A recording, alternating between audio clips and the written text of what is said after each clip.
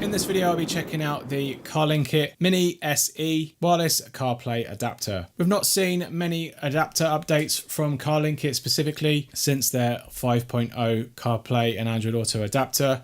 This specific adapter only works with wired CarPlay, so in theory it basically replaces their CarlinKit 3 and 3 Mini CarPlay adapters into something a lot more smaller in form factor. So I'd expect the same type of speeds as those previous adapters, but in a much more convenient and small compact nature. But I'm willing to be surprised, so we'll check all the speed out in my demo section later in this video. But first, let's open this up and see what comes inside. So you can see the branding here, it's actually got a 5 on it, so they've labelled it the Mini 5. We've had the CarlinKit 3, 3.0, as well as the Mini itself.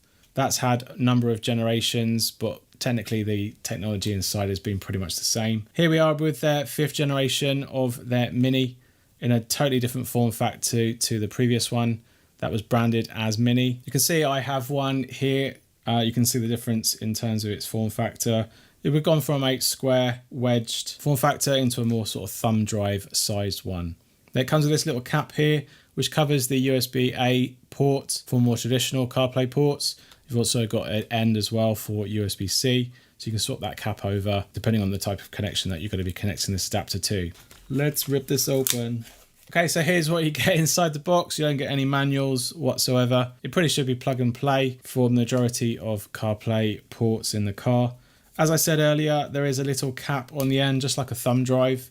That can be replaced and swapped over just to hide the other alternative connection should you have this sticking out of a CarPlay port forms. So I'll see you over there. Right, so we're in the Golf and we've got our CarlinKit Mini SE ready to get plugged in. We're going to use the USB-A port in our CarPlay port that's down below. We're going to plug it in and see how quickly it boots up. Going in now.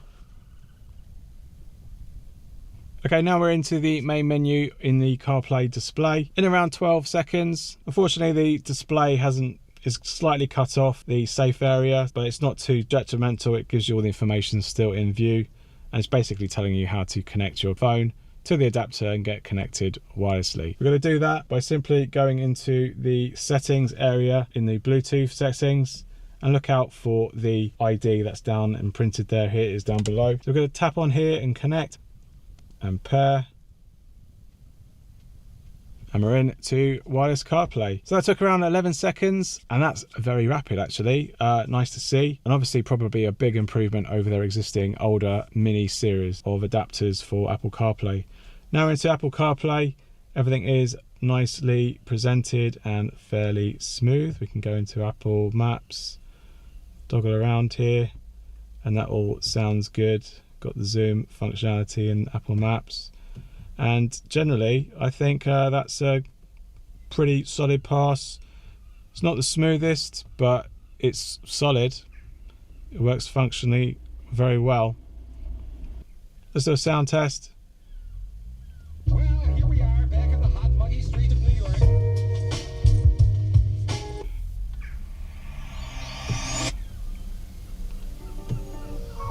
So I'd say roughly that's about 3 seconds, 2 to 3 seconds in its audio delay. Obviously that's going to carry over to things like navigation and potentially calling. So let's just try calling. Hello? Hello? Hello? Hello? Hello? Hello? Hello? Hello? Okay, good quality in the calling there.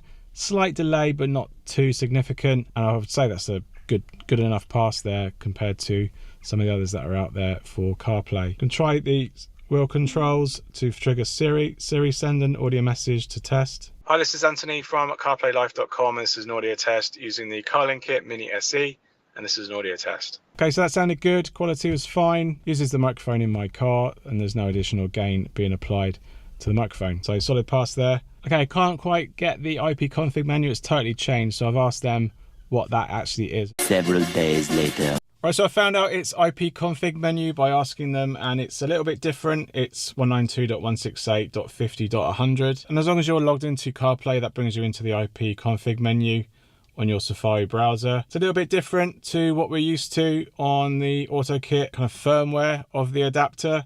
You can see you've got the version number at the top here, nice and clear. You've got audio streaming modes between DVD and CD quality. Startup delay. Then you've got hotspot, frequency, should you want to choose a different band that's a little bit more compatible with your vehicle or your surroundings. Background mode, you can enable that on and off. That's basically not going to show the launch screen when you first boot up the adapter. It's not going to make the whole boot process any quicker. It's just going to make it go black screen. Then you've got GPS pass-through, which is enabled currently, and then factory data reset. So unfortunately, there's none of the functionality that we've seen in previous CarLink adapters where you can change the media delay and things like that, which is a little bit unfortunate. We can check for a new version, and that is a lot newer. So we're going to do that. We're going to update the adapter by selecting that and hitting upgrade. That's now got to download the new firmware, reapply it, and then reboot. And we can check if there's any new functionality in the IP config menu. So I'll be back in a bit.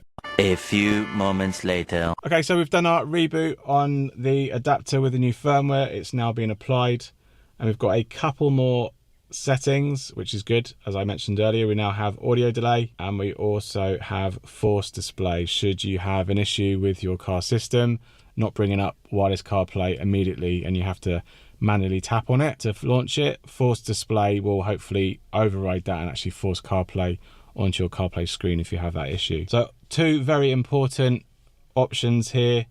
The firmware is still the same, so there's no extra. We'll change this audio delay to 400 and we'll confirm that, and we'll refresh the page. It still stays 400, so that is now updated hopefully on the actual display itself. And then we can check that with some audio. Well, here we are back on the hot, muggy street of New York.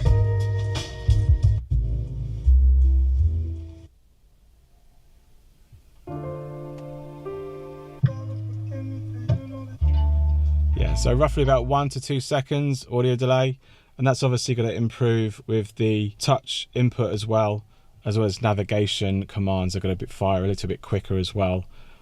But we're talking seconds here, so as long as you're looking at the maps, it's not really much of an issue.